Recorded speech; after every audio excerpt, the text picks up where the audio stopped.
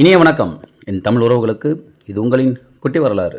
India சுதந்திரம் பெறுவதற்கு முன்னாடி பார்த்தோம் அப்படின்னாக்க விடுதலை எழுச்சியை பாடல்கள் வாயிலாக தலைவர்கள் கொண்டு போய் மக்கள்கிட்ட உணர்ச்சி பூர்வமாக சேர்த்து கொண்டிருந்த காலகட்டம் அது.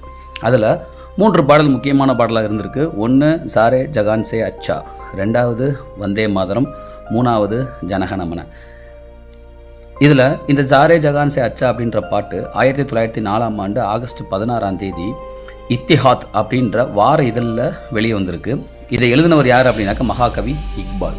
அதே நேரத்தில் வந்தே மாதரம் அப்படின்ற பாட்டு 1882ஆம் ஆண்டு பக்கிம் சந்திர சாட்டர்ஜி என்பவரால் எழுதப்பட்ட ஆனந்த மடம் அப்படின்ற நாவலில் இந்த பாட்டு இடம்பெற்றிருக்கு. இந்த பாட்டுக்கு மெட்டு போட்டு சூப்பராக கம்போஸ் பண்ணது யார் அப்படின்னாக்க ஜாதுநாத் பட்டாச்சாரியார் அப்படின்றவர். ஜனகணமன 1911ஆம் ஆண்டு கல்கத்தா காங்கிரஸ் மாநாட்டில் பாடியிருக்கிறாங்க. இந்த பாட்டை எழுதினவர் மகாகவி ரவீந்திரநாத் தாகூர்.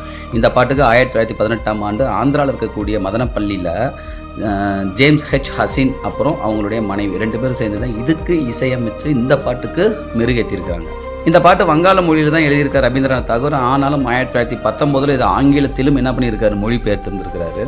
இந்த 3 பாட்டுமே அந்த காலகட்டத்தில் ரொம்ப மக்கள் கிட்ட சுதந்திர தீய கொழுந்து விட்டு எரிய செய்த பாடல்கள். இந்த 3ல் எதை தேசிய கீதமாக வைப்பது அப்படின்ற குழப்பம் அந்த காலத்தில் நிலவியிருக்கு.